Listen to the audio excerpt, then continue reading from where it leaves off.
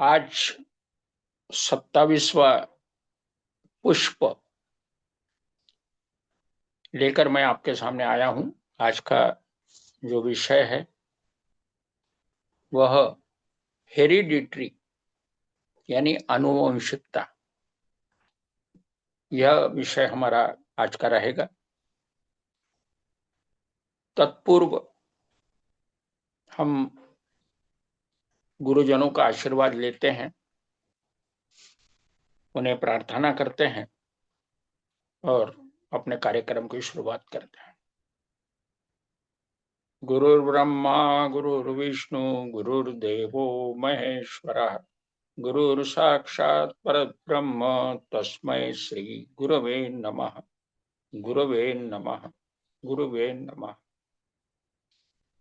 क्योंकि मैं रामचरितमानस का एक विद्यार्थी हूं,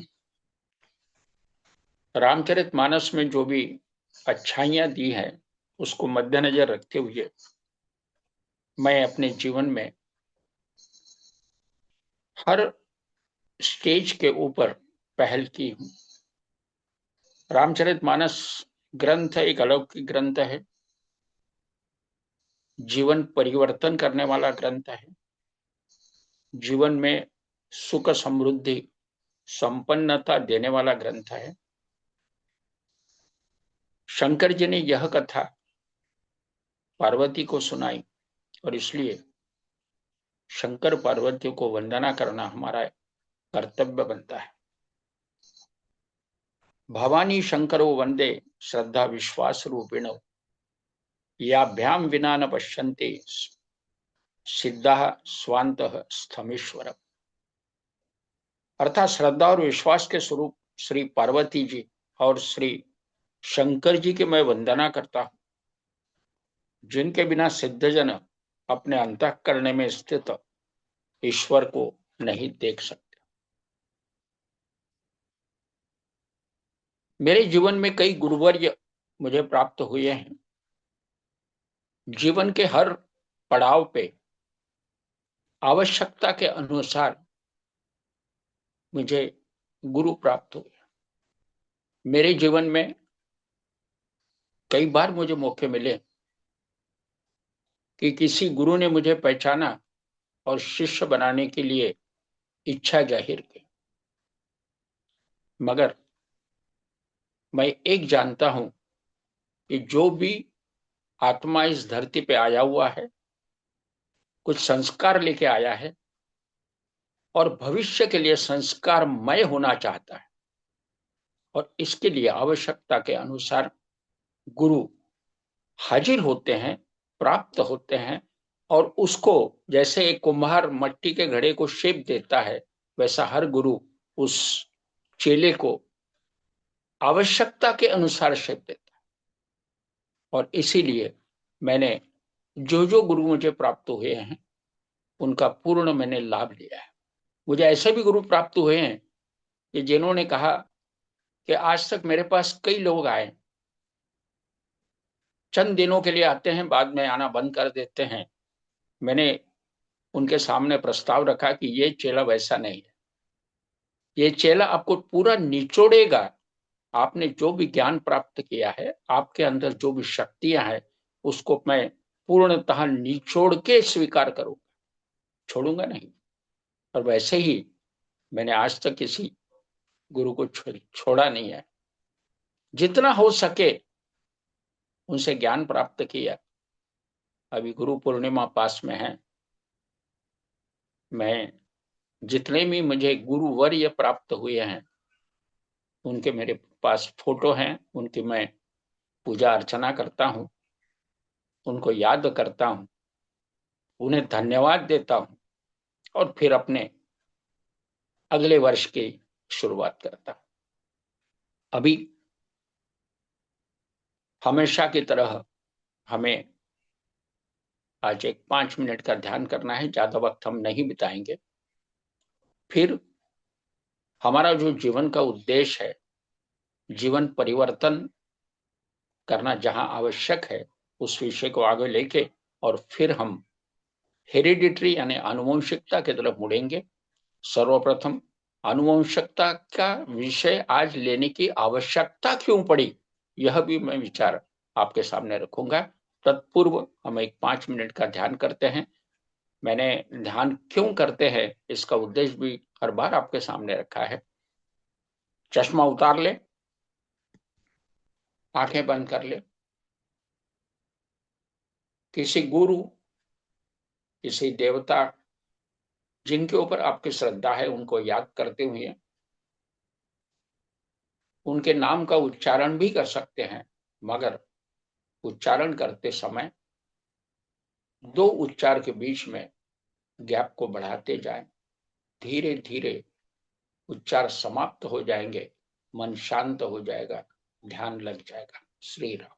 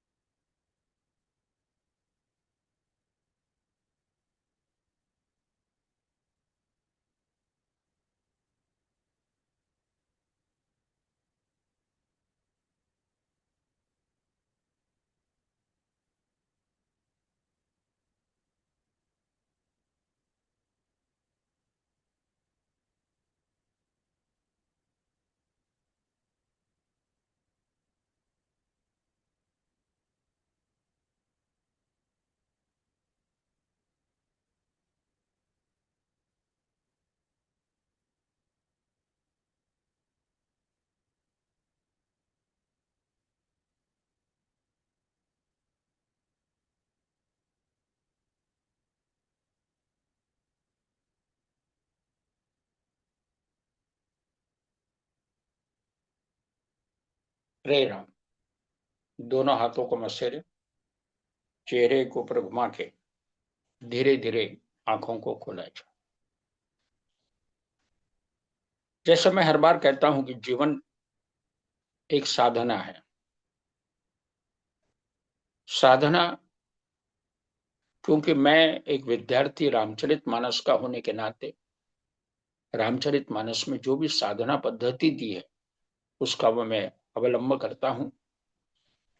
साधना के 3 सूत्र है। तप, जिसका संबंध खाने या न खाने से है। सेवा, जिसका संबंध देने से है। आय से दशांश, खाने से चतुर्थांश, और 24 घंटे में से 1 घंटा निःशुल्क सेवा। और सुमिरन का संबंध ध्यान से, मेडिटेशन। इससे ईश्वर से नाता जोड़ने का ये माध्यम है। कम से कम 20-20 मिनट दिन में 3 बार ध्यान किया जाए। मैं हमेशा कहता हूं स्वस्थ रहना बड़ा आसान है, मगर बीमार पड़ना बड़ा कठिन।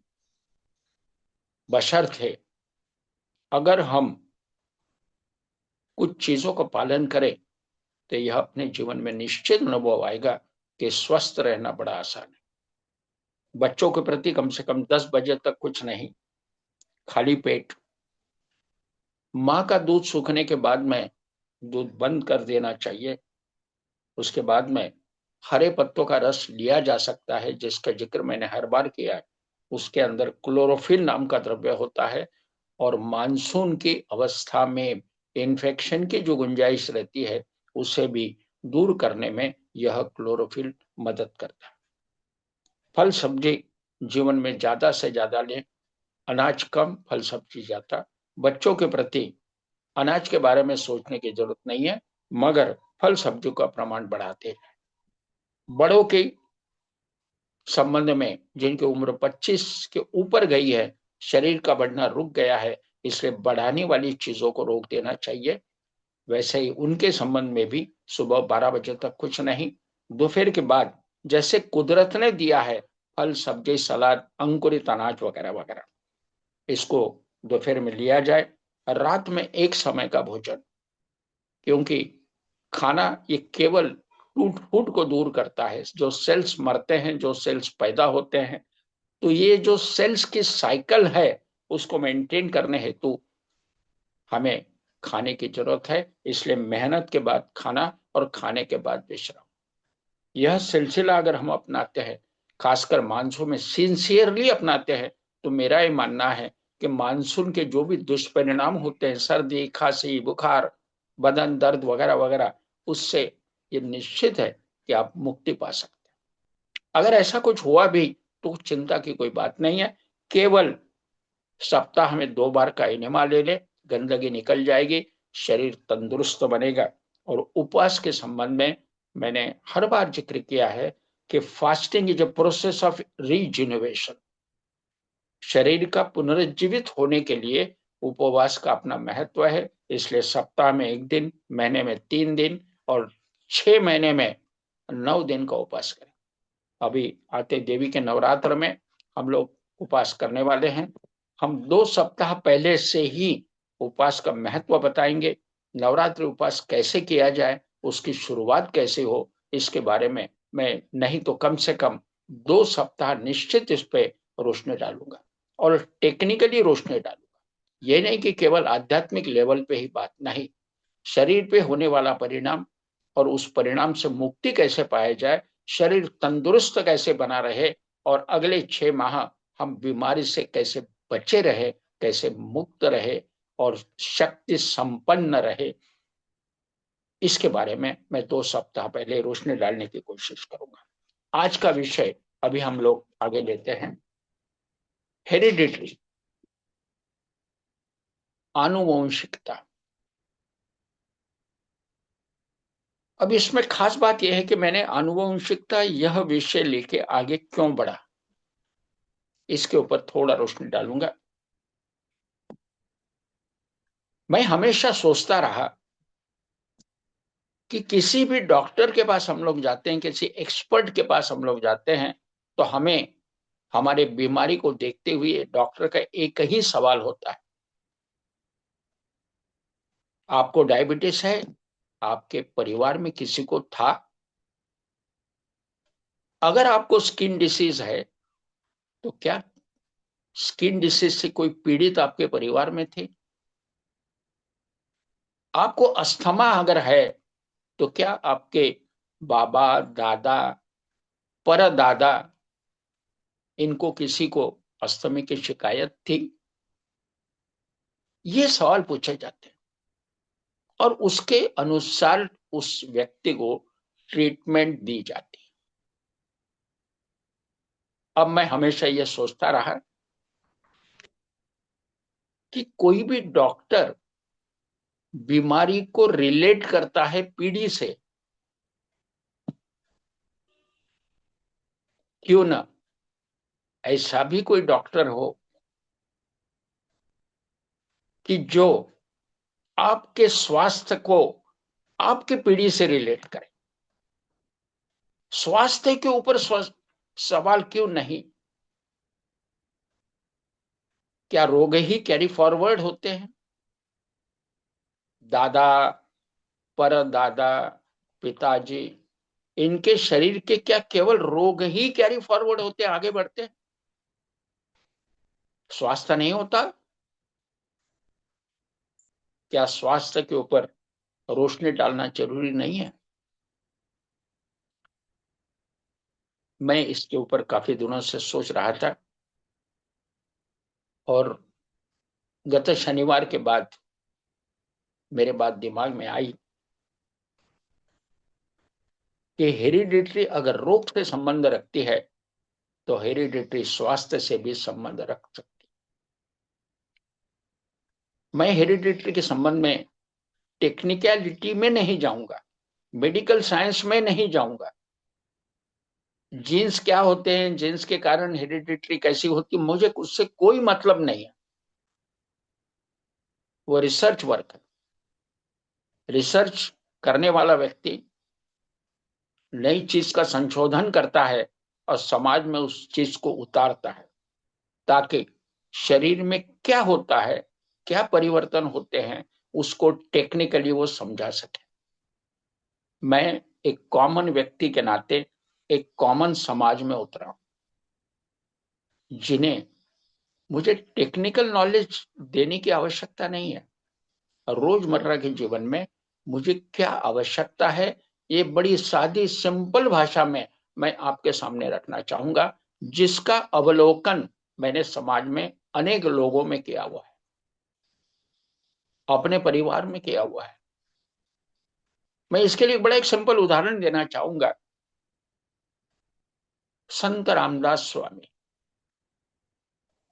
मैंने उनके पारंपरिक जीवन के संबंध में, उनके पीढ़ी जात, कौन कौन उनके दादा थे, परदादा थे, पिता थे, जो भी कुछ है, मैं किताब में मुझे पढ़ने को मिला कि उनके परिवार में संत रामदास जो हुए हैं वो सातवें पुत्र थे, सातवें संत थे। इसके पहले 6 संत हो चुके। कहने का मतलब यह है कि अगला जन्म जो होने वाला है वह अच्छा होने के हेतु हम उसकी एक स्टेप है, मराठी में हम पायरी बोलते हैं।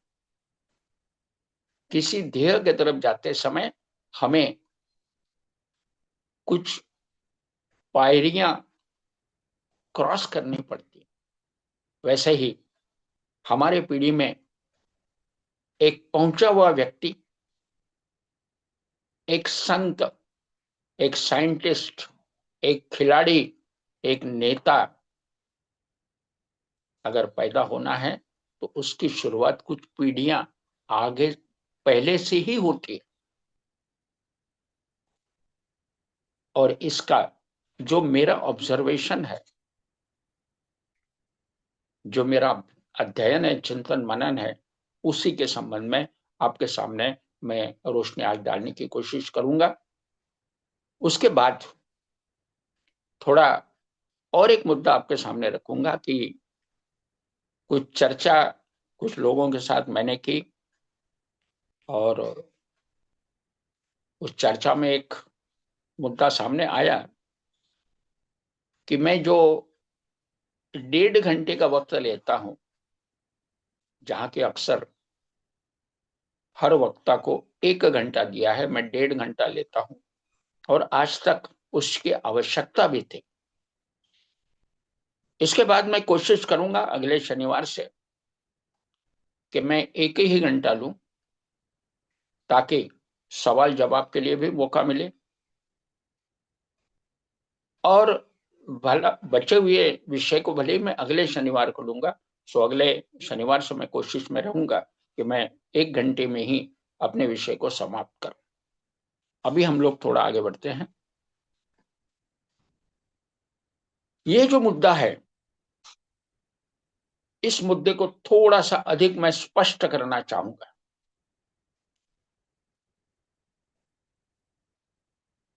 कि स्वास्थ्य आगे बढ़ाने हेतु किन चीजों की आवश्यकता है। रोग आगे बढ़ता है, अनजाने में बढ़ता है, हम उसकी जानकारी भी नहीं रखते। हमें पता ही नहीं कि मैंने मेरे बेटे को कौन सा रोग दिया, मुझे मालूम नहीं, मैं जागरूक नहीं हूं। मुझे ये भी मालूम नहीं कि मेरे बेटे को मैंने क्या स्वास्थ्य दिया। केवल मैं यही जानता हूं, एक अपने इसमें एक कहानी, एक मुहावरा है, जैसा बाप वैसे बेटा। हालांकि उस मुहावरे को गलत तरीके से प्रस्तुत किया जाता है, यानी दुर्गुणों के माध्यम से जैसा बाप वैसे बेटा ऐसे कहा जाता है। मगर मैं हमेशा ये कहता हूं कि बाप से बेटा सवाई। अब बाप से बेटा सवाई का मतलब हर एंगल में, इंटेलिजेंस में, कैपेसिटी में, जिम्मेदारी उठाने में, हर चीज में बाप से बेटा सवाई हो। और इस तभी एक वकील का बेटा वकीली आगे बढ़ाएगा, एक डॉक्टर का बेटा डॉक्टरी फील्ड को आगे बढ़ाएगा, एक लड़वैया होगा तो अपने परिवार को शक्ति संपन्न करके उसको आगे बढ़ाएगा।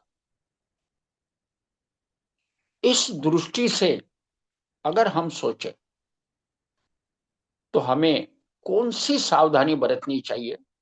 मैं हर हर एंगल में आगे बढ़ने वाला हूं। एक बात हमेशा याद रखें, अभी मैं दो किस्से आपके सामने रखूंगा। मेरे पास दो लेडी पेशेंट्स हैं जिनको मधुमेह की बीमारी, अभी लेटेस्ट एक केस में ट्रीट कर रहा हूं।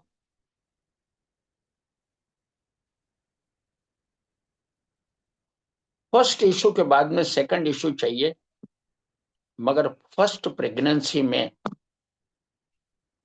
शुगर लेवल बढ़ गई, और शुगर लेवल बढ़ने के कारण, हालांकि प्रेगनेंसी में शुगर बढ़ना ये नैसर्गिक बात है, it is not a diabetes.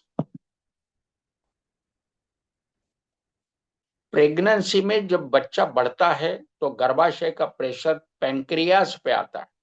मैंने इसके पहले भी कभी जिक्र किया था। जैसे किसी का गला दबा दिया, उसी प्रकार से पैंक्रियाज के ऊपर प्रेशर आने से पैंक्रियाज की एफिशिएंसी डाउन होती है। पैंक्रियाज खाने में से ग्लूकोज फ्रुक्टोज खींचते हैं, मगर पूर्णतः उसको इंसुलिन में कन्वर्ट नहीं कर पाते, शुगर बच जाती है और पहले यूरिन में और बाद में खून में वो बढ़ जाती है। It is not a diabetes. Temporary treatment करके उसको कंट्रोल में लाया जा सकता है। मेरा भी एक अपना एक अनुभव है, मेरे भी परिवार में ये अनुभव मैंने किया है बहुओं के संबंध में। मगर मैंने कोई दवाई नहीं दी। हरे पत्तों का रस, जिसका जिक्र मैंने इसके पहले भी किया था, उस हरे पत्तों का रस उसे पिलाया, शुगर नॉर्मल हो गई। सेकंड प्रेगनेंसी में भी ऐसा ही उस बच्चे को अनुभव आया। उसको हम क्योंकि दूर रहते थे, तो पत्तों को हमने सुखा के उसकी पाउडर बना के उसके लिए व्यवस्था की, शुगर को नॉर्मल किया। उसका परिणाम यह हुआ कि डिलीवरी के बाद में पैंक्रियास नॉर्मल फंक्शन करने लगे। वो तो टेम्पररी थी, उसको कोई भी आज डायबिटीज, मगर अभी जो लेटेस्ट मेरे पास एक बच्ची आई, उसको प्रेगनेंसी में इंसुलिन देने के कारण आज भी उसको इंसुलिन लेना पड़ता है। जब उसने कोशिश की कि एक दूसरा भी चांस लिया जाए, मगर शुगर के कारण उस गर्भ की डेवलपमेंट प्रॉपर नहीं हुई और उसको गर्भपात करना पड़ा। खैर, आज वो चीजें उपलब्ध है और इसलिए उसका सहारा हम लेते हैं। बड़ी अच्छी बात है, बुरी बात नहीं। ऐसे कई उदाहरण देखने के बाद मेरे एक मैं सोचने लगा कि ऐसा क्यों। स्वस्थ शरीर से ही स्वस्थ शरीर की निर्मित होती है, यह मुद्दा हमेशा याद रखें।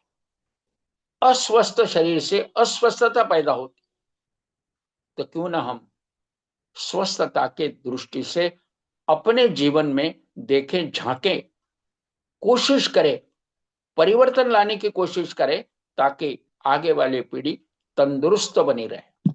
बहुत आवश्यक है। अब ऐसा क्यों होता है, इसके एंगल में भी मैं थोड़ा सोचने लगा। जिस समय प्रेगनेंसी रहती है, उस क्षण में माँ बाप के शरीर में जो भी कमियां हैं वे कैरी फॉरवर्ड होती है, इतना याद रखें। उसी वक्त माँ और बाप दोनों भी तंदुरुस्त रहना अति आवश्यक है। अगर उनके बॉडी के पैरामीटर्स, खून के पैरामीटर्स अगर जांच लिए जाए और वो अगर नॉर्मल रेंज में पाते हैं, तो ये निश्चित है कि आने वाली पीढ़ी तंदुरुस्त बनी रहेगी। कोशिश ये करनी चाहिए कि कुदरत का सहारा ले, दवाइयों से बचे, कृत्रिमता को नकारे और कुदरत की व्यवस्था को स्वीकारे। जैसे हरे पत्तों का रस, हरे पत्तों के रस से क्लोरोफिल मिलता है, बॉडी में रेजिस्टेंस बढ़ता है, शरीर का हर ऑर्गन सुचारू रूप से काम करता है। जो इंसान अपने शरीर के संबंध में जो भी दिक्कतें पाता है, वे दिक्कतें किसी जानवर में नहीं पाई जाती। अब मानसून का समय वक्त है, एक बकरी एक प्राणी है, वे क्या करती है, बरसात में भीगती है, ठंड भी सहन करती है, मगर कुदरत ने दिया हुआ हरा पत्ता, हर पत्ता वह खाती, बकरी कभी बीमार नहीं होती। मैं इसके पहले भी जिक्र किया हूं कि गांधी जी बकरी को बड़ा प्यार करते। इसका कारण था कि दुनिया का हर पत्ता बकरी खाती है और तंदुरुस्त बनी रहती है, उसका दूध भी तंदुरुस्त रहता है। आयुर्वेद का रिसर्च वर्क जो भी होता है उसमें बकरी का बड़ा महत्व। तो बकरी अगर तंदुरुस्त रह सकती है तो इंसान क्यों नहीं। इंसान नादुरुस्त है, बीमार है, उसकी जिम्मेदारी उसकी स्वयं की। कृत्रिमता को हम लोग अपनाते हैं, स्वाद को अपनाते हैं, कुदरती स्वाद को नकारते हैं। अगर किसी फल को भी हमें सेवन करना है तो उसकी कुदरती स्वाद को एंजॉय करने के बजाय हमारे इच्छा अनुसार तो उसमें मिर्ची डालेंगे, नमक डालेंगे, नींबू छिड़केंगे। स्वाद के लिए हर्जा नहीं है, मेरा उसमें कोई विरोध नहीं है, मगर मेरा यही कहना है कि कुदरत को अपनाइएगा, कुदरत के व्यवस्था को स्वीकार करिएगा, अपने शरीर को मेंटल और फिजिकल लेवल पर तंदुरुस्त बनाने की कोशिश करिएगा। हम अपने बेटे या बेटी की शादी करते हैं, कुंडली मिला लेते हैं, अच्छी बात है, कोई बुरी बात नहीं, मैं भी विश्वास करता हूं। अगर जहां जरूरत पड़ती कभी कभी मेडिकल रिपोर्ट में निकाल लेते हैं, कोई बात नहीं, वो भी अच्छी बात है। मगर वो दोनों कहां तक तंदुरुस्त है, ये दोनों ने आपस में तय करना। ऊपर से कहीं दिखता नहीं है कि फलाना व्यक्ति बहुत तंदुरुस्त है, ऊपर से तो यही दिखेगा कि इस लड़के को चश्मा है, बस यही दिखेगा। लड़का दुबला है या लड़का मोटा है यही दिखेगा, उसकी वर्किंग एफिशिएंसी नहीं दिखेगी, अंदरूनी उसका स्वास्थ्य नहीं दिखेगा। ये दोनों ने आपस में सोचना, क्योंकि आगे आने वाली पीढ़ी में कोई भी दोष बना न रहे। माँ को या पिताजी को अगर शुगर है और उसी दरमियान अगर प्रेगनेंसी रह जाती है, तो ईश्वर ना करे कि पैदाइशी ही टाइप 1 डायबिटीज उसे हो। मेरे यहाँ आते छोटे बच्चे, 2-2.5 साल के बच्चे इंसुलिन लेते हैं, इंसुलिन का इंजेक्शन देते समय मार होती है, क्योंकि जस्ट प्रेगनेंसी जब रही उस समय माँ या पिताजी को डायबिटीज था। हमें कोशिश करनी चाहिए कि हमारे शरीर के सभी पैरामीटर्स नॉर्मल रेंज में रहे, और तत्पश्चात प्रेगनेंसी रहने पर यह निश्चित है कि बेटा तंदुरुस्त बना रहे। मेरे जीवन का एक आपको उदाहरण बताना चाहिए। मैंने एक किताब में पढ़ा था, मैं हमेशा सोचता था कि मेरे आंखों पे चश्मा है, मुझे तो मैट्रिक में ही चश्मा लग चुका था। तो शादी के पूर्व मैं सोचने लगा कि वे मेरे आंखों को चश्मा है, कहीं मेरे बच्चों को चश्मा ना आ जाए। मैं सोचता था। जिस समय मेरे होम्योपैथिक एक गुरु से संपर्क बना, मेरी चर्चा होती रही, टॉक्सिन्स के बारे में मेरी बात होती रही, और बॉडी से टॉक्सिन्स एलिमिनेट कैसे किए जाते हैं और एलिमिनेट करना आवश्यक है, ये विचार भी उन्होंने मेरे सामने रखा। तो मैंने उनको यही कहा कि उस समय मेरी, हालांकि मेरी उम्र हार्डली 21-22 की होगी, तो उनसे चर्चा करते समय मैंने उनके सामने एक मुद्दा रखा कि शादी के पूर्व मेरी बॉडी टॉक्सिन फ्री हो जाए। मैंने एक हेडलाइन लिख के रखी है, टॉक्सिन फ्री बॉडी तथा टॉक्सिन फ्री बेबी। कहने का मतलब टॉक्सिन फ्री बॉडी से टॉक्सिन फ्री बेबी हो सकती है। तो ये मुद्दा मैंने अपने गुरु के सामने रखा, मेरी बॉडी मुझे टॉक्सिन फ्री कर दीजिए। और जो भी मुझे शिकायत थी, उस शिकायत पे ट्रीटमेंट देते समय जो भी विकार शरीर से बाहर निकलते थे, जैसे मुझे हेडेक की शिकायत थी, उनके ट्रीटमेंट के दरमियान मेरा हेडेक बीच में काफी जमकर बढ़ चुका था। उन्होंने यही कहा था कि जो दुनिया जिंदगी में दोबारा हेडेक नहीं होगा, और अनुभव यही है, आज तक हेडेक की शिकायत नहीं रही। वो बढ़ा, धीरे धीरे कम हुआ और दुरुस्त हो गया, अभी कोई शिकायत नहीं हेडेक की। अपने को हेडेक था ये याद करना पड़ता है। वैसे ही एक किताब में पढ़ते समय मैंने सोचा कि मेरा चश्मा कहीं मेरे बेटों में ना आ जाए। डर लगने लगा, क्योंकि उनकी आंखों में या रोशनी में अगर कोई भी शिकायत है, तो उसका जिम्मेदार प्रथम मैं हूं। मैं कुदरत को सेकेंडरी इंपॉर्टेंस देता हूं, जो व्यक्ति क्रिया करता है उसको मैं प्राथमिकता देता हूं, वही जिम्मेदार है आगे की पीढ़ी के लिए। एक अंग्रेजी में एक मुहावरा है, एक्शन। एक्शन की डेफिनेशन क्या है? Action is a cumulative effect of thinking, feeling and doing. Action is a cumulative effect of thinking, feeling and doing। कहने का मतलब वहां पर भी क्रिया है। तो थिंकिंग में अगर थिंकिंग, फीलिंग एंड डूइंग में अगर मैं परिवर्तन लाता हूं, कहने का मतलब कुल मिला के एक्शन में अगर मैं परिवर्तन लाता हूं, तो ये निश्चित है आने वाले पीढ़ी में परिवर्तन मैं पाऊंगा, देखूंगा। तो मैं जब सोचने लगा कि भाई मेरा चश्मा मेरे बेटे को ना आ जाए, एक किताब में मैंने पढ़ा था, मेरी जिम्मेदारी कैसे बढ़ गई है भी मैं बताना चाहूंगा। एक किताब में मैंने पढ़ा था कि पिताजी की आंखों की रोशनी बेटों में आती है, न कि मां की, न कि मां की। कहने का मतलब यह है कि बेटे पिताजी की आंखें लेते हैं, उस आंखों की एफिशिएंसी कैरी फॉरवर्ड पिताजी की होती है, न कि मां की।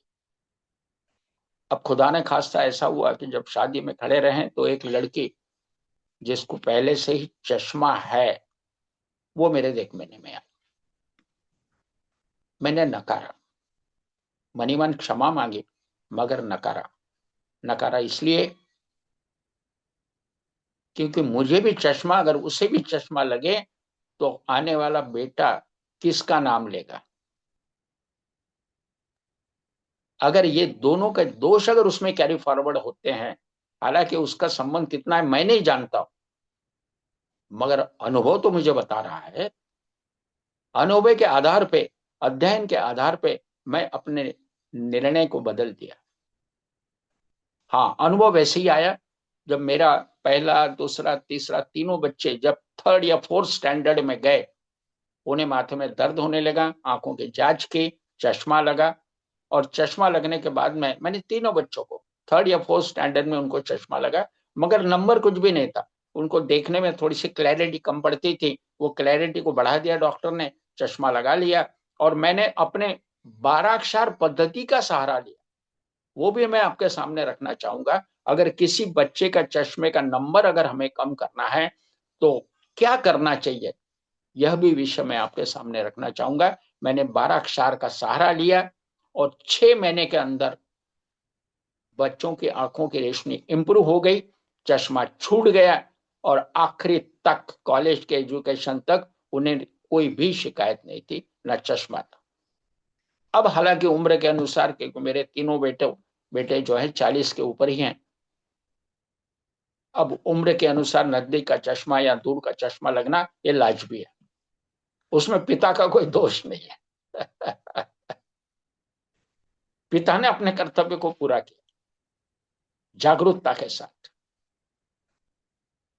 अब इसमें बच्चों में कुछ, मेरे भोपाल में एक मेरी पेशेंट बच्ची है जो कॉलेज में अभी पढ़ती है, जो 10वीं 11वीं में थी, आंखों में चश्मा मोटा था।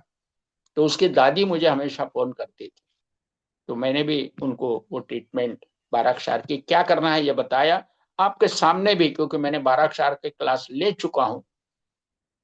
और इसके आगे भी जो भी मैं शरीर के अस्वास्थ्य के ऊपर बात करूंगा, हर रोग के ऊपर 12 अक्षर का इस्तेमाल कैसे किया जाए इस पर रोशनी डालूंगा ही। 12 अक्षर में कॉम्बिनेशन मैंने जिक्र किया था, वो भी हमारा सब्जेक्ट अभी अधूरा है। अभी आवश्यकता के अनुसार मैं सब्जेक्ट को लेके आ रहा हूं। तो अभी चश्मे का नंबर कम करने के दृष्टि से 3 सॉल्ट बड़े इंपॉर्टेंट।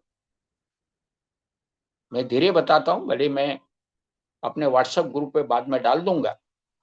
अभी इसके आगे मैं सिंसियरली कोशिश करूंगा कि जो भी इंपॉर्टेंट चीजें हैं मैं व्हाट्सएप ग्रुप पे डाल दिया करूंगा। हालांकि मेरा लेक्चर यूट्यूब पे ऑलरेडी अवेलेबल है। हर लेक्चर मेरा दूसरे या तीसरे दिन यूट्यूब पे आ जाता है। उसके ऊपर आपको केवल डालना है lecture series of doctor Suresh Gadge, lecture series of doctor Suresh Gadge, यह आप डाल दीजिएगा, आपको पूरे 27 के 27 लेक्चर देखने को मिल जाएगा। अप्रोच बड़ा सिंसियर है, अप्रोच के पीछे का उद्देश्य बड़ा पवित्र है। समाज में परिवर्तन, समाज में स्वास्थ्य, समाज में संपन्नता, और हर परिवार सुखी और संपन्न हो, यही उद्देश्य लेके मैं आगे बढ़ता हूं। अभी 3 अक्षरों का मैं जिक्र करूंगा। पहला अक्षर है नेट्रम सल्फ 6x। इसको सुबह लेना है, उसकी एक मान के चलिए 4 गोलियां ले ली सफेद मिल्क पाउडर की। दोपहर में बच्चे को कल्केरिया फॉस 6x दोपहर में देना है, 4 गोली। और शाम को काली फॉस 6x, इसकी 4 गोलियां। कहने का मतलब सुबह नेट्रम सल्फ, दोपहर में कल्केरिया फॉस। और शाम को काली फर्श। ये सॉल्ट तीनों अगर हम लगातार 10 दिन देते हैं, उसके पश्चात एक लंबे 10 दिन की गैप रख लें कि जो भी सॉल्ट हम देते हैं बॉडी में एब्जॉर्ब होते हैं, बॉडी में हेल्दी कंडीशन जनरेट करते हैं, और वह हेल्दी कंडीशन जनरेट होने के बाद शरीर स्वयं को स्वयं दुरुस्त करता है। हर शरीर में डॉक्टर बना हुआ है, वह डॉक्टर जागरूक है। वह डॉक्टर जहां कम पड़ रहा है वहां अब हम केवल सॉल्ट का सपोर्ट हम लोग देते हैं। बस यही एक उद्देश्य। सॉल्ट से कुछ होगा ये बात सही नहीं है, शरीर स्वयं करेगा ये बात सही है। और इसलिए ये तीनों सॉल्ट एक 10 दिन के लिए सुबह दोपहर शाम उस बच्चे को दीजिएगा जिसकी उम्र 25 के अंदर है, जिसको चश्मा है, रोशनी में देखने में शिकायत बनी है। 10 दिन के गैप के बाद एक दवा का मैं जिक्र करूंगा, हालांकि वो होम्योपैथिक दवा है। आप चाहो तो किसी एक्सपर्ट से सलाह भी ले सकते हो, उसमें मेरे लिए कोई दिक्कत। फाइसोस्टिग्मा नाम का एक सॉल्ट आता है, अपना मेडिसिन आता है फाइसोस्टिग्मा। उसका स्पेलिंग है PHYSOSTIGMA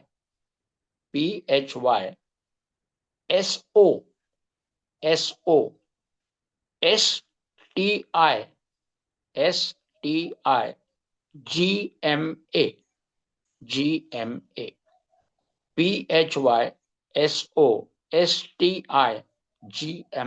उच्चार उसका है फाइसोस्टिग्मा। उसकी अगर लो पावर मिल जाती है 6 पावर तो लाजवाब रिजल्ट, लाजवाब रिजल्ट। ये फाइसोस्टिग्मा रोजाना कम से कम एक बार, 2 बार दिए तो हर्जा नहीं है, मगर एक बार काफी हो जाता है। अगले जो 10 दिन के गैप देने के बाद हम 10 दिन इस फाइसोस्टिग्मा को बच्चे को रोजाना दें एक बार। 10 दिन के बाद में फिर 10 दिन की गैप दे दे। ये मेरा एक अनुभव मैं बता रहा हूं, मैंने ये प्रयोग किए, रिजल्ट बड़े अच्छे मिले। तो हर 10 दिन के गैप के बाद 3 सॉल्ट और उसके बाद में फाइसोस्टिग्मा, इसका कम से कम 4 से 6 महीने अगर हम इस्तेमाल करते हैं तो मैंने देखा है कि पहले चश्मे का नंबर स्टेबल होता है, जो बढ़ने की गति होती है वो रुक जाती है।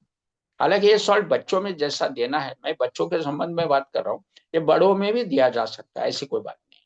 बड़ों का भी चश्मे का नंबर अगर बढ़ता है तो उनको भी नंबर स्टेबल करने के लिए, दृष्टि बढ़ाने के लिए यह ट्रीटमेंट बड़ी लाजवाब सिद्ध हो। सो फाइव, ये 3 सॉल्ट और फाइसोस्टिग्मा ऑल्टरनेट विद 10 डेज, इसको आप करें तो मेरा ये मानना है कि रोशनी में काफी कुछ फर्क पड़ेगा। तो जिस बच्चे को मैंने ट्रीटमेंट दी थी उसको काफी स्थायी लाभ उससे मिला। आज वो बच्ची काफी तंदुरुस्त है। बीच बीच में उसके दादी का फोन आता है, मैं उस पर रोशनी डालता हूँ, कुछ नई शिकायत हो तो उसके भी मैं ऊपर में बात करता हूँ। बाकी फिर जो भी खाने पीने की बात है, क्योंकि आज हम रोग पे बात नहीं कर रहे हैं, हम केवल कैरी फॉरवर्ड जो चीजें होती उस पे बात कर रहे हैं, वरना रोशनी के संबंध में कई चीजें और बताई जा सकती है। हालांकि उसको हम आईसाइट के ऊपर जब रोशनी डालेंगे उस समय इसका एक थरली इसका विचार हम लोग करेंगे। उसके बाद में जैसे मैंने आपको कहा कि ड्यूरिंग प्रेगनेंसी शरीर में जो भी अस्वस्थता माँ और बाप में है वही कैरी फॉरवर्ड होती है, और इसीलिए माँ और बाप ने अपने शरीर के पैरामीटर्स नॉर्मल रखते हुए, शरीर को तंदुरुस्त रखते हुए अगले पीढ़ी के बारे में सोचना। अभी मैं एक उदाहरण आपके सामने रखना चाहूंगा। मेरे पास एक जवान लड़का आया था, कहीं गलत दिशा में पहल करने के कारण एक अंदरूनी रोग उसको हुआ था। हालांकि एक बहुत साल पहले, अब नई पीढ़ी को मालूम नहीं है, बहुत साल पहले गुप्त ज्ञान नाम का एक पिक्चर आया था। उसमें शारीरिक गुप्त रोगों के संबंध में काफी कुछ जानकारी दी थी। उसके पश्चात समाज में काफी कुछ परिवर्तन भी आया, जन जागृति भी हुई, सरकार ने उसके ऊपर काफी पहल भी की, उसकी ट्रीटमेंट में कुछ सुधार आया, नई नई दवाइयां आगे आई, प्रिकॉशंस क्या लेने चाहिए गवर्नमेंट ने उसके ऊपर काफी प्रचार प्रसार भी किया। तो वैसा ही एक लड़का मेरा परिचित गलत तरीके जिंदगी जीने के कारण पीड़ित हुआ और वही सोचने लगा कि इसके साथ ही अगर मैं शादी करूं तो अगले पीढ़ी का क्या होगा। मैंने उसको कुछ दिन ट्रीटमेंट दी, मेरे गुरु भी उन दिनों हयात थे, उनके पास भी उनको भेजा। उसके बाद वो एकदम तंदुरुस्त हो गया, कोई शिकायत नहीं रही। मैंने उसे ग्रीन सिग्नल दिया कि तुम अभी संसार कर सकते हो, सांसारिक जीवन में उतर सकते हो, अभी तुम्हें कुछ ज्यादा सोचने की जरूरत नहीं है। उसके बाद उसकी शादी ब्याह हुई, आज उसको 2 बच्चे हैं, दोनों मियाँ बीवी तंदुरुस्त हैं और बच्चे भी तंदुरुस्त। अभी थोड़ा आगे बढ़ेंगे।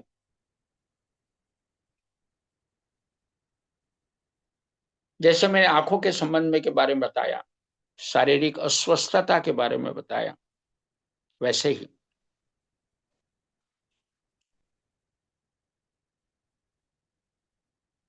डिसीज वाइज शरीर के अस्वस्थता के अनुसार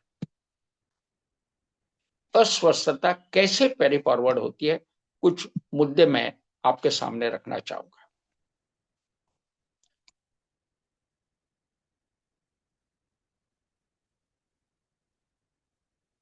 अभी अगला एक मुद्दा हम लोग लेते हैं, asthma. Asthma, skin disease, diabetes, ये बड़े आसानी से कैरी फॉरवर्ड होते हैं, आसानी से, और ये जानलेवा सिद्ध हुए। अस्थमा जिसको, तो अस्थमा के ऊपर मैंने इसके पहले भी लेक्चर दिया हूं। अस्थमा भी कैरी फॉरवर्ड होता है और इसलिए माँ बाप को तंदुरुस्त बनाए रखना खुद को अति आवश्यक है।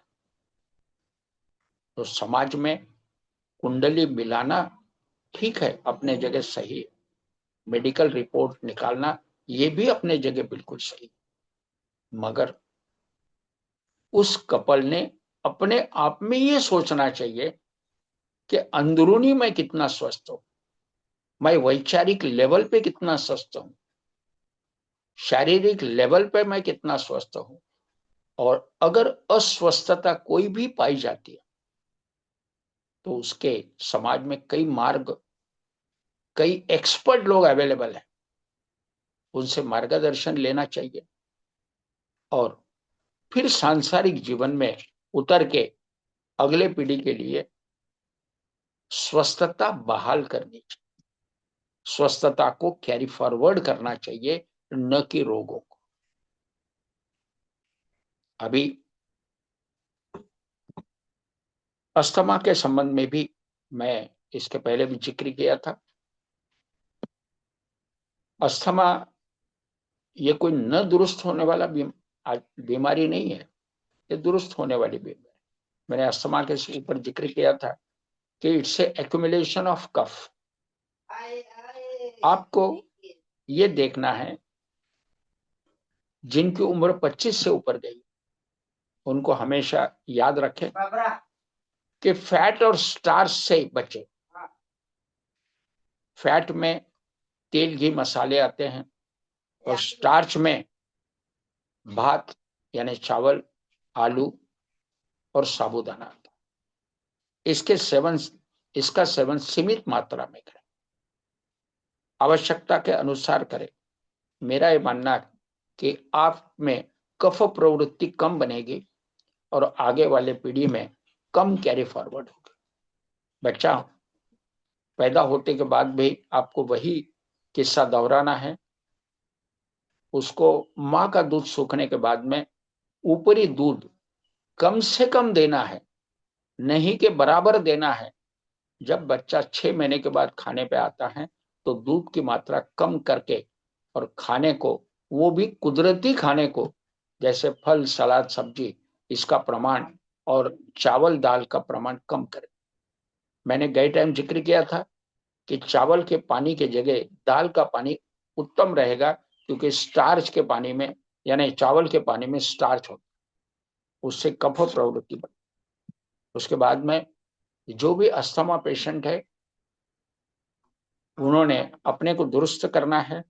दूध या दूध के पदार्थ कम से कम, व्यायाम सही मात्रा में हो, योगा प्राणायाम नैसर्गिक आहार, इसका उपयोग ज्यादा से ज्यादा करें, ताकि आप अस्थमा से मुक्त रहे, आगने वाली पीढ़ी भी अस्थमा से मुक्त रहेगी। जिनके घर में बच्चों में अस्थमा की शिकायत है, माँ बाप ने यह भी सोचना है कि ये बेटे से ही अगली पीढ़ी आने वाली है, और इसके लिए हमें पहल करनी चाहिए कि हमारा बच्चा या हमारी बेटी, लड़का या लड़की तंदुरुस्त कैसे बने, शारीरिक मानसिक दृष्टि से, वैचारिक दृष्टि से स्वस्थ कैसे बने रहे, इसके ऊपर खास माँ बाप ने सोचना है, ताकि अगली पीढ़ी भी आने वाली तंदुरुस्त बनी रहे। मैं हेल्दी बॉडी के संबंध में इसके पहले भी जिक्र किया था। हेल्दी बॉडी क्या है, हम किसको हेल्दी बॉडी मान सकते, इसके मैंने एक सेंटेंस हमेशा इस्तेमाल करता हूं, आज उसे मैं दोहराना चाहूंगा। न खाते पीते, पेट खाली रखते हुए, न खाते पिए पीते जो व्यक्ति ज्यादा से ज्यादा समय काम कर सकता है, कार्य कर सकता है, और थकने के बाद में कम से कम समय में वो तरोताजा होता है, वह हेल्दी बॉडी है। हमेशा याद रखिए, हेल्दी बॉडी क्या है, न खाते हुए ज्यादा से ज्यादा घंटे काम करें और थकने के बाद कम से कम समय में तरोताजा हो जाए, वह बॉडी हेल्दी है। अंग्रेजी में कहा जाता है healthy mind in a healthy body, healthy mind in a healthy body, उसको रिवर्स भी कर सकते हैं, healthy body in a healthy mind. विचारों से हेल्थ डिपेंड करती है, और अच्छे हेल्थ में अच्छे विचार आते हैं, इसको मैं ज्यादा अपनाना चाहूंगा। अच्छे स्वस्थ में अच्छे विचार आना, क्योंकि अस्वस्थता में अक्सर लोग नर्वस हो जाते हैं, जीने की उम्मीद छोड़ देते हैं, जीना एक बोझा बढ़ जाता है, उससे मुक्तता पाने के विचार मन में आना शुरू हो जाते हैं। और इसलिए healthy mind in a healthy body, इसको मैं ज्यादा इंपॉर्टेंस, और इसलिए आपको ये बात याद रखनी है। ऊंचाई के संबंध में भाई मैं थोड़ा सा जिक्र करना चाहता हूं, हेरिडिटरी फैक्टर, हाइट, ऊंचाई, बॉडी के संबंध में, तंदुरुस्ती के संबंध में मैंने बात की, अभी थोड़ा हाइट के संबंध में हम लोग बात करते हैं। माँ बाप अगर नाटे हैं तो बेटा भी नाटा होता है, ये अक्सर समाज में हम लोग देखते हैं। अब मेडिकल फील्ड में अगर जाएं तो फिर जीन्स में परिवर्तन, जीन्स ऐसे वैसे, वो सब बातें होती रहेगी, हमें उससे कोई मतलब नहीं। मैं एक जानता हूं कि food is a building material, building बनानी है, अच्छा खाना देना चाहिए, बिल्डिंग बढ़िया बनेगी, मजबूत बनेगी। इस सिलसिले में मैं कुछ थोड़ी रोशनी डालना चाहूंगा।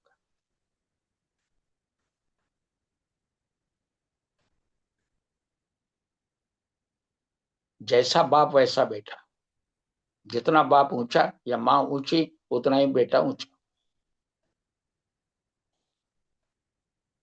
मेरे एक जो गुरु थे, वो भी 5 फुट 5 इंच के होंगे, उनकी बीवी 5 फुट के अंदर, 5 फीट के अंदर।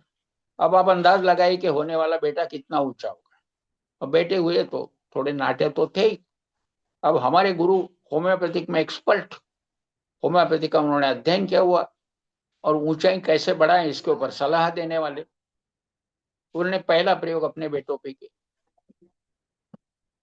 आपको आश्चर्य होगा कि जिसकी माँ 5 फीट के अंदर है वह बेटा 6 फीट का होता है। यह होम्योपैथिक में ही संभव है, याद रखिएगा। इसके लिए हालांकि मैं सलाह नहीं दूंगा, इसके लिए आपको स्वयं होम्योपैथिक एक्सपर्ट से सलाह मसलत करनी पड़ेगी। और मैंने अनुभव किया है कि जब बेटा 8वीं 9वीं कक्षा में जाता है उसी समय उसको अगर सही ट्रीटमेंट दी जाए तो उसकी ऊंचाई बड़ी जम के बढ़ती है। मेरा तीसरा छोटा बच्चा जब 9th कक्षा में पढ़ता था उसकी ऊंचाई बहुत छोटी थी, शरीर तो ठीक था और ऊंचाई बहुत कम थी। और उसी समय हमारे गुरु ने हमको सलाह दी कि फलाना जो मेडिसिन दे उसको, उसकी ऊंचाई बढ़ेगी। 6 महीने में ऊंचा इतना जम के ऊंचा बढ़ गया, आज उसकी ऊंचाई कम से कम 5 फीट 10 इंच। वैसे ही बड़े वाले को भी मैंने कम से कम नहीं तो 3 से 4 इंच उसकी ऊंचाई बढ़ाई थी। ऊंचाई बढ़ाने के लिए आपको एक्सपर्ट की सलाह लेनी पड़ेगी, क्योंकि हमारे होम्योपैथिक फील्ड में स्ट्रक्चरल मेडिसिन होती है। जिस प्रकार का शरीर का स्ट्रक्चर हो उसके अनुसार मेडिसिन दी जाती ताकि ऊंचाई बढ़े। मगर मोटी मोटी बात अगर हम करें तो कल्केरिया फॉस जो सॉल्ट हमारा है जिसमें कैल्शियम है, अगर उसको बच्चों को बचपन से दिए जाए तो calcarea phos is a baby's tonic, बच्चों का टॉनिक है वो। उसमें कैल्शियम की मात्रा काफी है, आंखों की रोशनी, शरीर के हर अंग को वह हेल्दी बनाने में कामयाब है।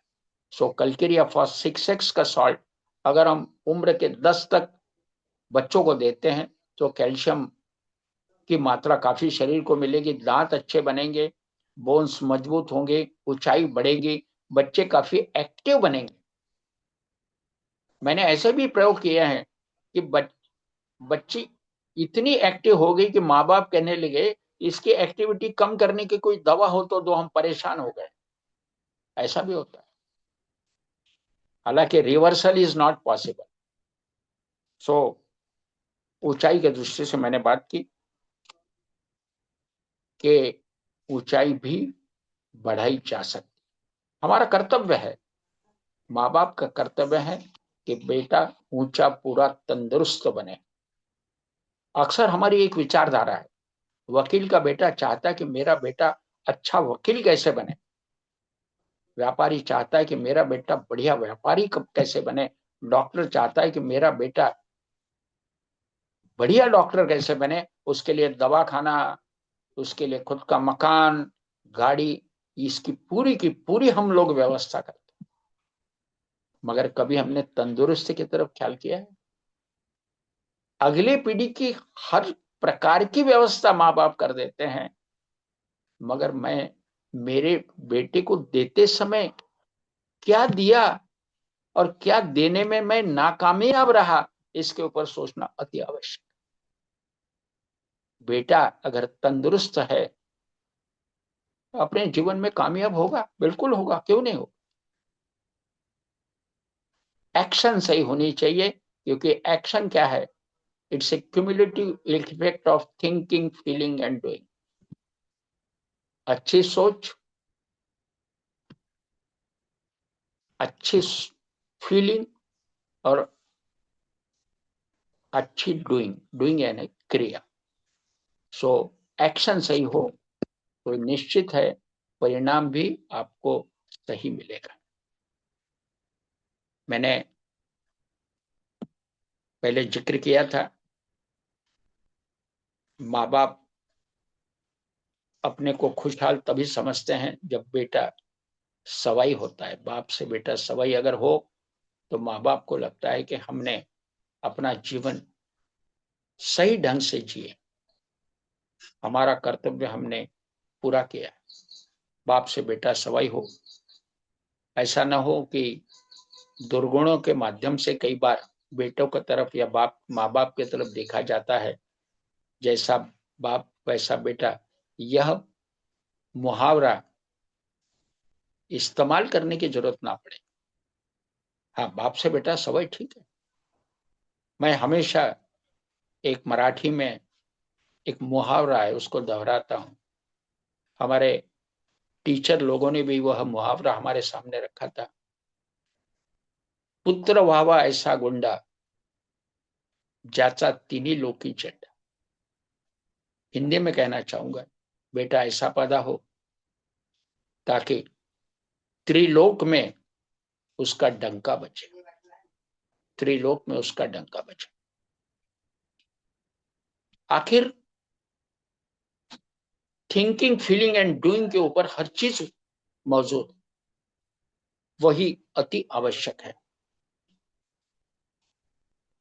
इसका कारण है मनोवृत्ति। इंसान की वृत्ति कैसी है, यही कैरी फॉरवर्ड होती। अभी और वृत्ति जो कैरी फॉरवर्ड होती है, उसका कारण भी मैंने आपके सामने रखा है कि human being is 98% mental, 98% mental and hardly 2% physical. हर इंसान 98% मेंटल है और फिजिकल लेवल पे हार्डली 2%। मगर मैंने जैसे कहा, healthy mind in a healthy body, healthy mind in a healthy body, तो हमको बॉडी को हेल्दी रखना अति आवश्यक। इट मे बी 2%, मगर किस लिए? अगली पीढ़ी को अच्छा स्वास्थ्य मिले, अच्छी ऊंचाई, अच्छा जीवन, सुखी और संपन्नता मिले। इसके लिए आज हमको हेल्दी बॉडी रखना आवश्यक है, ताकि healthy mind in a healthy body बने और उसी विचारों से नई पीढ़ी का जन्म हो। वृत्ति बड़ी इंपॉर्टेंट है। समाज में जब हम देखते हैं, कई बार कुछ लोग बहुत पैसे पैसे के पीछे पड़े हैं, ऐसा दिखता है। इससे उसका पूर्व जन्म क्या था, ये दिख जाता है कि उसको पैसे की बहुत ही कमी होगी और इसलिए आज वो पैसा इकट्ठा कर रहा है। किसी को कपड़े का बड़ा शौक रहता है, इसका मतलब यह है कि पूर्व जन्म में उसको कपड़े की निश्चित कमी होगी, आज इसलिए कपड़े इकट्ठा कर रहा है। पिछले जन्म में कहीं शौक पानी पूरा नहीं कर पाया और इसलिए आज शौक पानी करने के पीछे पड़ा हुआ है, तो इसका मतलब उसका पूर्व जन्म क्या था, इसका अंदाज हम लोग लगा सकते। अभी मैं एक छोटी सी कहानी आपके सामने रखूंगा। हालांकि वह कहानी आपको मालूम है या नहीं मुझे नहीं मालूम। जब भीष्माचार्य बाणों के छैया पे पड़े थे, पूरे शरीर में बाण थे, मगर क्योंकि वो इच्छा मरणी थे, उनको मृत्यु आना असंभव था जब तक वो स्वयं इच्छा ना करे, ऐसा उन्हें आशीष था। हर व्यक्ति उन्हें मिलने आता था। पितामह, आपके लिए हम क्या कर सकते हैं? जब उन्हें प्यास लगी, अर्जुन से उन्होंने कहा, मुझे प्यास लगी है। अर्जुन ने धनुष बाण लगाया और गंगा वहां पे हाजिर हुई और गंगा के जल से उनकी प्यास जो बुझी। उसके पहले की भी कहानी हमें मालूम है कि जब उनकी गर्दन लटक रही थी, अर्जुन ने धनुष बाण मारा और वो एक पिलो बन गया। ये सब होते होते होते भीष्माचार्य को मरण स्वीकार नहीं हो रहा था। उस बाणों के शैया के ऊपर लेटे पड़े थे। एक दिन कृष्ण भगवान से उन्होंने प्रश्न किया। प्रश्न क्या था? आज मैं स्वयं ब्रह्मचारी हूं, गंगा पुत्र हूं, जो कहता हूं वही करता हूं। पूरे दुनिया में भीष्म प्रतिज्ञा करके प्रसिद्ध है। कोई अगर प्रतिज्ञा करता है और उसके ऊपर पहल करता है तो ये कहा जाता है ये भीष्म प्रतिज्ञा है। इतना सब होने के बावजूद भी मेरी ये अवस्था क्यों?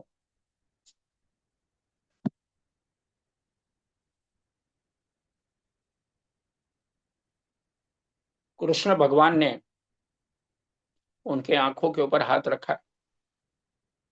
पितामह, याद करो आपके पूर्व जन्म। पहला जन्म देखा, दूसरा जन्म देखा, तीसरा जन्म देखा। अब जब वो सातवें जन्म में गए तो उन्होंने क्या पाया? उन्होंने देखा कि वो एक राजा थे और लड़ाई के लिए वो चल पड़े थे। बीच रास्ते में एक सरड़ा, जिसको बोलते मराठी में हम लोग सरड़ा बोलते हैं, हिंदी में मुझे याद नहीं आ रहा है, वो रोड क्रॉस किया। जैसे हम लोग कहते हैं कि हम रास्ते जा रहे हैं और एक बिल्ली क्रॉस कर जाती है तो उसको अपशकुन हम मानते हैं, 2 कदम पीछे हटते हैं और बाद में चलते। तो वह सरड़ा जो है, क्या नवेला या ऐसा कुछ तो भी बोलते हैं उसको हिंदी में, वो रोड क्रॉस किया। उनको वो अपशकुन लगा, घोड़े को रोक दिया, पूरे सैनिक को रोक दिए। भाते में से एक बाण निकाला और उसके पीठ के ऊपर दे मारा और पास में जाके उस बाण के साथ में उसको उठाया और बगल में फेंक दिया, क्योंकि बीच रास्ते में रास्ता मोकला होना चाहिए इसलिए। और जहां फेंका वहां एक कंपाउंड था जिसमें कांटे लगे थे, उसके बदन में पूरे काटे गए।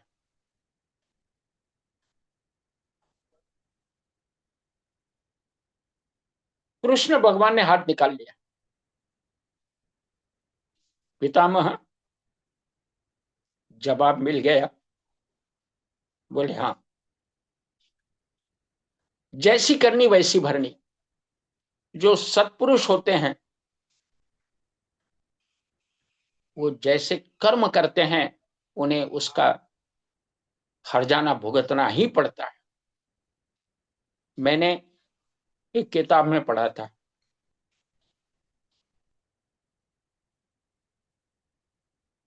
कि जो भी क्रिया हम लोग करते हैं, क्रिया की मैंने डेफिनेशन बताई, it's a cumulative effect of thinking, feeling and doing. जो भी हम क्रिया करते हैं वह क्रिया नजदीक के ऑब्जेक्ट के ऊपर से वापस आती है, रिफ्लेक्ट होती है। Every action has got equal and opposite reaction. क्रिया की प्रतिक्रिया होती है। सो नजदीक का जो ऑब्जेक्ट रहता है, हमने एक बॉल फेंका दीवार के ऊपर, बॉल वापस आया। हमारा जो ऑब्जेक्ट है वो अगर दूर है, उसके ऊपर बॉल फेंकेंगे तो बॉल वापस आने में समय लगेगा। नजदीक का है तो फट से आ जाएगा। वैसे ही जीवन में हम लोग जो क्रिया करते हैं वो परावर्तित होती है, वापस आती है, न्यूटन्स लॉ के अनुसार। कई बार ऐसा होता है कि जो भी हमने क्रिया की वो चंद्रमा, सूर्य, गुरु, शनि, ये ऑब्जेक्ट के ऊपर भी वो क्रिया जाती पहुंचती है, वहां से वो वापस भी आती है। उसमें सालों लग जाते, सालों लग जाते, तब तक हमारा पुनर्जन्म हो जाता। मगर क्रिया जो की है वो नष्ट नहीं होती है। दुनिया में कोई भी चीज नष्ट होती नहीं, उसका स्वरूप बदलता है। और इसलिए मैंने गए टाइम एक जिक्र किया था कि साइंटिस्ट ने ऐसा भी प्रयोग किया कि जो स्कैटर्ड वेव्स हैं, कृष्ण भगवान ने जो बंसुरी बजाई और गोपिकाएं और गैया अगल बगल घूमने लगी, तो क्यों न वो बंसरी आज भी हमें सुनने को मिले। जगदीश चंद्र बोस, इन्होंने इसके ऊपर रिसर्च किया था, मगर उसके पूर्व ही उनका देहांत हुआ। वो रिसर्च अधूरा रहा। तो दुनिया में कोई भी क्रिया नष्ट नहीं होती, वो उसके फ्रेगमेंटेशन, उसके टुकड़े टुकड़े टुकड़े होते रहते हैं, सूक्ष्म हो जाते हैं, उसका परिणाम जाता नहीं है। तो जो हमने क्रिया की, दूर के ऑब्जेक्ट से वापस आने में कई साल लग जाते हैं, कई जन्म लग जाते हैं, तब तक हमारा पुनर्जन्म होता है। और पुनर्जन्म में भी वो क्रिया का परिणाम हमें अनुभव में आता है। महर्षि योगी,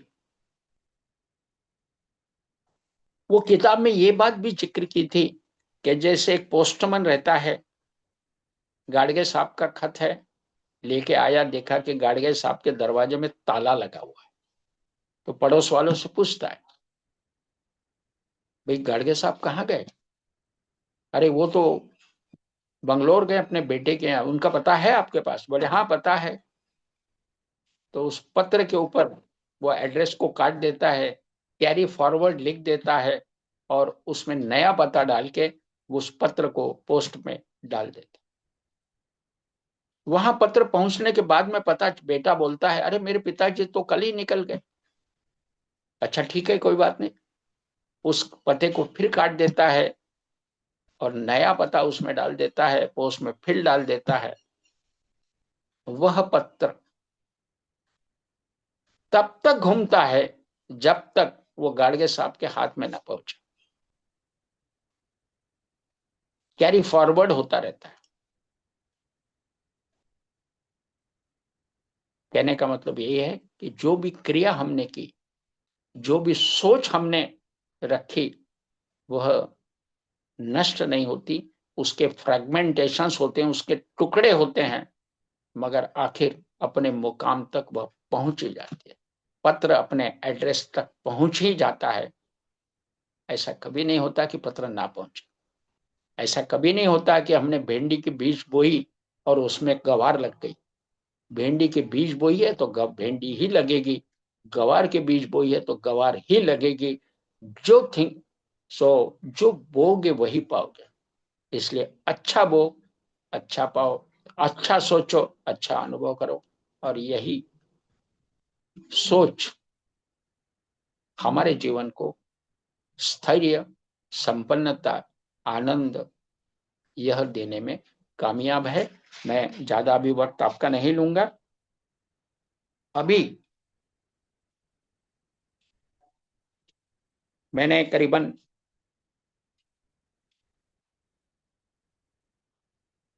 हर मुद्दे को स्पष्ट करने की मैंने कोशिश की है।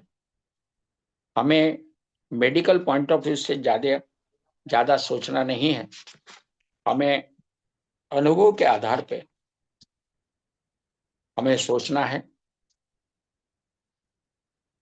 जीवन में जो भी अनुभव आता है उसको सोचते हुए हमारे विचारों में परिवर्तन लाना है और जीवन को आगे बढ़ाना है। इस विषय को मैं यहाँ अभी रोकना चाहूंगा। ईश्वर से हम प्रार्थना करेंगे कि समाज में सभी सुखी हो, सभी रोग मुक्त हो, सभी को शुभ दर्शन हो, किसी को कष्ट ना हो। ओम सर्वे भवन्तु सुखिनः, सर्वे सन्तु निरामया, सर्वे भद्राणि पश्यन्तु, मां कश्चित् दुःख भाग भवेत्। ओम शांति शांति शांति। इतना कहते हुए मैं अपने लफ्ज को विराम देता हूं। हरिओम हरिओम।